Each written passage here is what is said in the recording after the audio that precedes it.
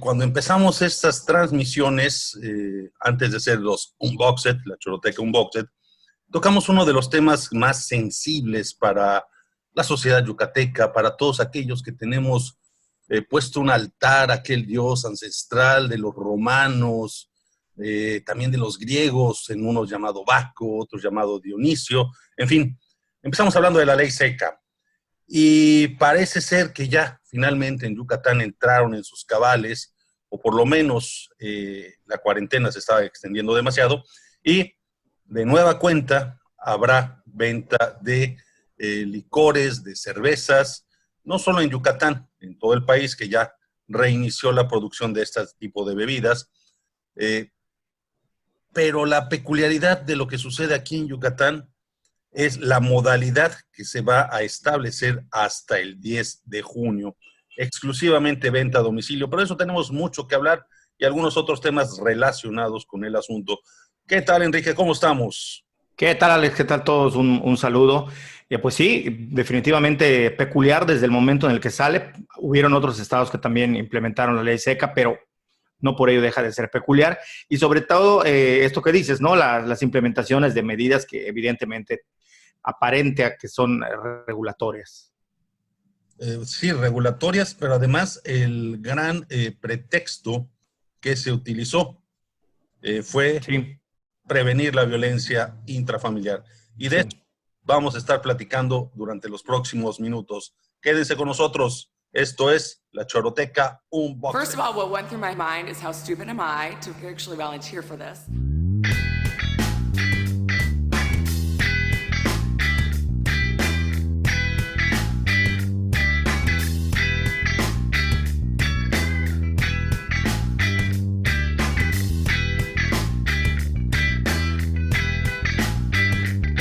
La Choroteca. Más allá del verbo, la Choroteca. Pues ya lo decíamos hace un momento, vuelve la venta de licores, cervezas a Yucatán. ¿Qué significa eso? ¿A qué nos enfrentamos? ¿Realmente se abatieron los índices de violencia como lo había dicho el gobierno? Me parece curioso que de manera muy triunfal, cuando apenas llevaba 20 días de instaurada esta ley seca, poco más de 20 días al cumplirse menos de un mes, que la gente ya insistía que se terminara, que se levantara por ahí de los primeros días de mayo. El gobierno sacó un comunicado diciendo muy contentos que esto había frenado la violencia familiar y utilizaron estadísticas sobre el número de llamadas recibidas al 911, al 911. Y yo me preguntaba, ¿serán capaces de mandar información falsa o información sesgada al Secretariado Ejecutivo del Sistema Nacional de Seguridad Pública? Y bueno, pues parece que no, porque finalmente Yucatán quedó en sexta posición a nivel nacional de violencia de pareja en el mes de abril, justamente cuando se implementaron estas medidas. Habrá que ver cómo nos fue en mayo, pero por lo pronto en abril la violencia no cesó y dejó a Yucatán en el sexto lugar a nivel nacional. Ahí están las estadísticas y solo llamadas al 911 en caso de violencia de pareja. Habría que ver otros factores, y esto es un problema multicausal, lo hemos dicho en otras ocasiones, pero uno de los que se tenían de referencia que el propio gobierno del estado utilizó, les falló. ¿Qué tal? ¿Qué opinas de eso, Enrique? Hola, Alex, ¿qué tal? Bueno, no sé si más adelante abordaremos el tema de la modalidad de entrega a domicilio o la desescalada alcohólica, si le podemos llamar así. Pero bueno, a ver, desde un principio a mí me pareció que era un absurdo lo de la ley seca, declarar ley seca por como también me parece absurdo en otros contextos en los cuales se declara ley seca. Siempre me ha parecido que cuando el Estado mete las manos al grado de involucrarse en lo que la gente decide o no consumir, me parece que se están sobrepasando derechos y garantías individuales de una manera brutal. Pero bueno, más allá de eso, como tú dices, el argumento, el gran argumento que tenía era el de, bueno, con esto vamos a evitar la ley seca. Yo lo había mencionado, con la ley seca vamos a evitar la violencia. Yo lo había mencionado. Hay un peligro a la hora de tratar de encontrar una causalidad, es decir, un factor que es el que provoca o evita que ocurran las cosas.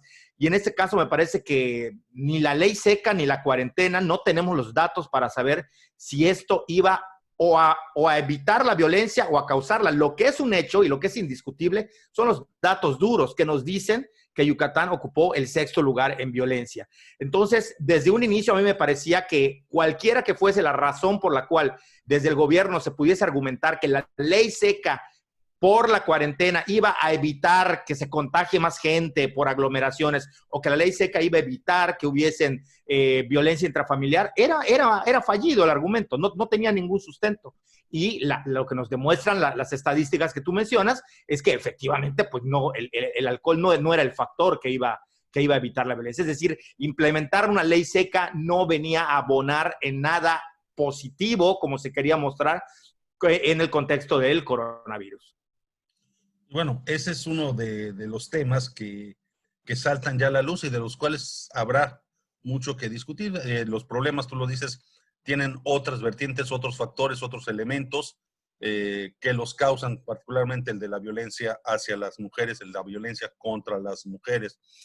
Y la otra parte de lo que estábamos discutiendo y lo que platicábamos es esto que se me hace, vamos a ver cómo resulta. La modalidad de entrega. Miren nada más. Estoy leyendo en el... Ridículo cuando menos, ¿eh? No, pero déjate lo ridículo, lo simpático. En el comunicado que mandaron, que está basado a su vez en el decreto. Vamos a verlo, acá lo tenemos en pantalla. A ver, rápidamente. Checamos acá la pantalla y ahí está, miren nada más. Eso es lo bonito. Ya lo tenemos ahí. Ahí lo ves, Enrique. Fíjate. Sí. Acorde a lo indicado en el decreto, las cervezas u otras bebidas alcohólicas en su presentación de lata solo podrán venderse hasta 24 piezas por persona. Pues en su presentación de cuartita o media podrán venderse hasta 24 piezas, o sea, un cartón también.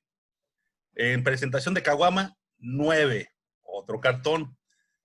Y ahí sí donde se mancharon fue con los misiles, porque nada más van a ser 7, ya ni siquiera alcanza el cartón de misiles. ¿Cómo habrán? Si me preguntas si el cálculo lo hicieron por mililitros, no lo sé. Sería interesante. Pero mira, fíjate, vinos y licores solo podrán vender de 1,250 mililitros. ¿Cuáles son esas? Porque las que yo recuerdo son las de 750. Y que son las normales, ¿no? La de ron, la de sí, vodka, son las normales. Lo que te venden en el súper. Sí. Y no te la venden de 700 mililitros. 700. Ni la pata de elefante trae eso, ¿eh? No, la pata de elefante trae más de los 1,250. Entonces, no sé qué tipo de botellas te van a vender, pero hasta 1,250 mililitros. Entonces, que te sopeen, ¿no? Media botella. Igual empiezan a vender en garrafa, como Tonayan. No, te las medimos, ¿no? No, Tonayan, la garrafa, no se puede. La garrafita sí, pero la garrafa de 2 litros. Ya, no entra. No, las aguas locas están descartadas del menú. Entonces, pues esto es lo que nos proponen, pero además toda una mecánica para que los diligencieros hagan el trato, porque solo va a ser con diligencieros, ¿no? Sí, a ver, los Modelorama y los Six tienen unas pancartas que dice solo a domicilio, sí. Y aquí está la Te dan el teléfono, el WhatsApp y para que lo pidas. O sea, curioso que es casi como una práctica de comprar en clandestino, ¿no? Pues es la modalidad, digo, de entrega. Es casi como es la modalidad a las que nos quieren inducir. Pero bueno, esto va a funcionar hasta el 10 de junio. Esperamos que el 10 de junio, a partir del 10 de junio, pues las personas entren en sus cabales, digo, las personas que están en el gobierno, y vean cómo va a funcionar esto. Y aquí hay una cuestión que no podemos dejar de vista y tendríamos que ver si realmente esta es la mejor alternativa o cómo se problematizó el asunto para llegar a esta solución de venta a domicilio.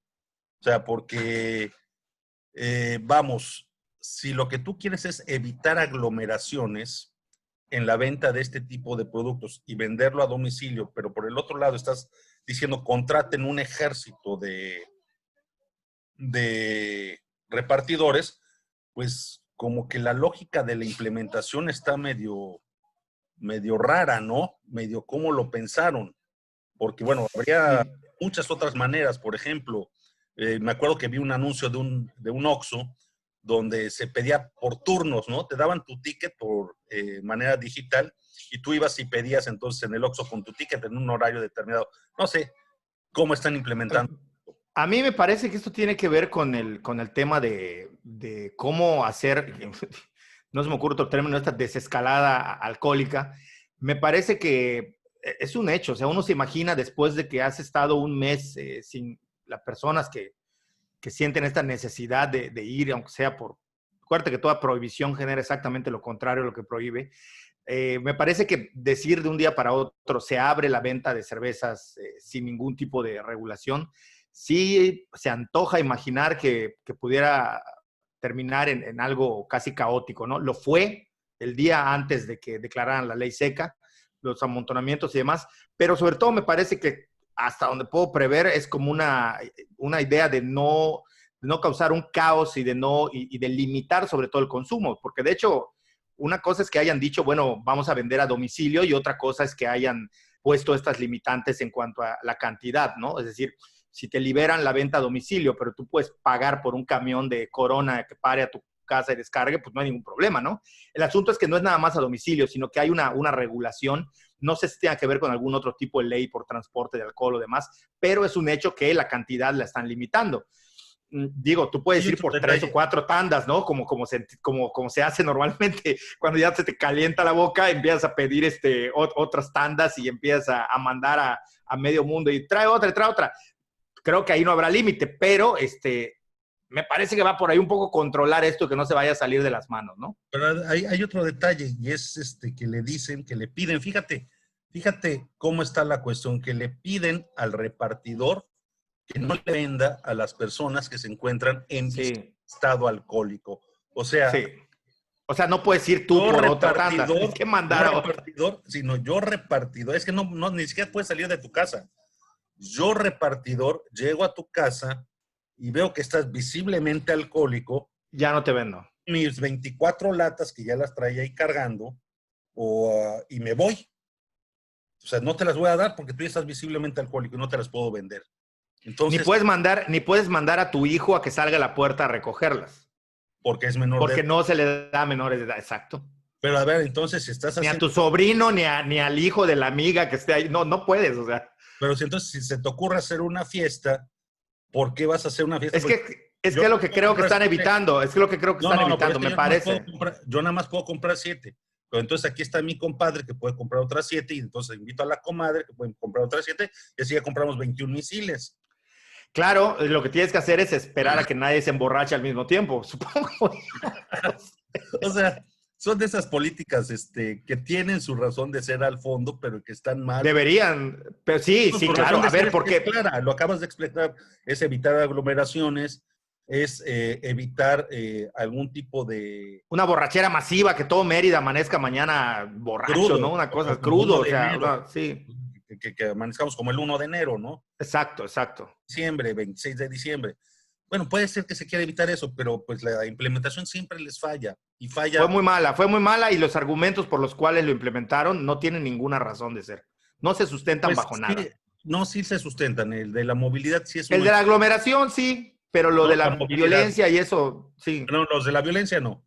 Los de la violencia, eso sí, pues, quién sabe, porque tendríamos que, ahí fíjate que hablando en términos de científicos sociales, tendrías que hacer un contrafactual para saber qué hubiera pasado si no lo implementas. Y habría a ver quién se avienta a hacer el contrafactual. No, porque en todo caso habría que culpar al confinamiento más que al consumo. Es decir, el consumo siempre ha existido y cuando está liberado también hay violencia. Es decir por el alcohol, como en su momento a mí me pareció que el hecho de decir... Con el confinamiento. O sea, tú tendrías que echarte para atrás dentro del contexto. Es que desde las ciencias sociales no podremos saber qué ocurre hasta que este proceso, por nosotros analizamos procesos, tenga una prolongación en el tiempo. Como no hemos tenido 2 pandemias con las cuales comparar, no podemos saber ni siquiera a nivel de estado. No hay forma de saberlo. Es más bien aplicar al sentido común y a lo que conocemos, porque no hay otra manera de estudiarlo, de acercarse. Pero lo que sí te digo es que decir gracias a que no hubo venta de alcohol disminuyó. No solo porque desde el inicio eso no era ningún factor. Es que ya está demostrado que no disminuyó, Enrique. No, claro, por eso. Pero ni desde el inicio. O sea que nunca debió haber sido ese un argumento, como no lo es para ninguno de los otros. Yo te digo que la ley seca, en términos generales, con pandemia o sin pandemia, nunca le he encontrado el sentido. Pero bueno, se implementa y nadie dice nada. O sea, te digo, mientras el Estado esté metido en dirigir si te comes o no. Mira, esto es igual a lo que yo leí ayer de políticos diciendo que lo que la pandemia está haciendo es porque todos no nos cuidamos en lo que comemos y porque somos unos gordos que comemos grasas y alimentos saturados. Por Dios, es como el Estado, de nuevo, tratando de dar lecciones de moral de qué comes y qué no comes. Ahora resulta que entonces los mexicanos pues somos los pinches culpables por estar tragando todo el día. Y perdón, pero me tienes que dar una respuesta, más allá de los hábitos que tengamos culturales, me tienes que dar una respuesta primero a por qué tú no hiciste un control sobre lo que ingerimos si después nos ibas a culpar sobre eso. Es decir, ¿te doy libertad o no te doy libertad de que hagas con tu cuerpo lo que quieras? Me parece que lo mismo ocurre con el alcohol. Entonces, el alcohol para mí de entrada nunca lo fue, pero ahora, con estos datos que tú mencionas, sí por lo menos tenemos una certeza de que evidentemente lo que el sentido común nos decía es verdad. No va a disminuir la violencia familiar el no consumo del alcohol. Ese es un punto muy importante que no debemos de perder de vista y tampoco dejar de atenderlo. Ya lo decía, en algún momento lo comenté, entramos a marzo con una agenda feminista de protestas, de manifestaciones, que estaban copando al gobierno, lo tenían ya prácticamente contra la pared, contra las cuerdas, y como si se hubieran escurrido con el sudor para meterse por abajo de las piernas, para escaparse, o sonó la campana del COVID, de la COVID, y fue lo que permitió que el gobierno despresurizara todo este asunto de los reclamos de las mujeres por la violencia precisamente de género, por la violencia contra las mujeres. Venimos del 8 de marzo, del 9 de marzo de mujeres, y aquí en Yucatán, por lo pronto a partir del 13 de marzo, nos vamos a confinamiento todos. Y esa agenda pasa a un segundo plano, sale de la discusión pública, y yo creo que es importante retomarla porque se quedaron muchas cosas ahí pendientes que no se han resuelto, y creo que fue de manera oportunista que hubieran utilizado ese argumento para lo de la ley seca. Es yo creo que lo más criticable, el oportunismo político para utilizar una agenda legítima que tenía reclamos muy particulares y utilizarla para precisamente llevar a otro tema a la mesa, que fue el de la ley seca.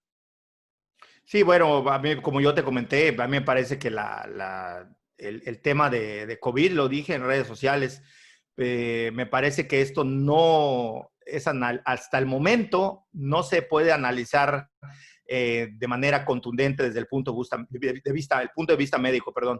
Me parece que esto está siendo un tema absolutamente político en todo el mundo y desafortunadamente todos los políticos se están aprovechando de estas coyunturas y de esta ruptura de nuestro día a día con la COVID. Entonces, me parece que sí hay una utilización de esto y un desplazamiento evidentemente político de todos los demás temas de las agendas, por supuesto, entre ellos como el tema de la violencia contra la mujer. Es lamentable, pero a mí sí me queda claro que todo el tema de la pandemia está resultando en quién puede sacar mejores dividendos desde lo político. Bueno, Enrique, yo creo que con esto ya terminamos. Vámonos con esto en el tintero para la próxima semana. Todo el componente político de la COVID, todo el componente político, uso, abuso de la estructura jerárquica de poder para implementar un nuevo control social. Unos le llaman la nueva normalidad, que es una nueva forma de crear despropósitos. Pero bueno, totalmente. Platicar de eso en la próxima semana. Enrique, mucho gusto. Se despide de ustedes Alejandro Pulido Cayón y Enrique Rodríguez. Un saludo a todos. Ahí estamos. Nos vemos la próxima Choroteca Unboxed. Hasta luego. Chao.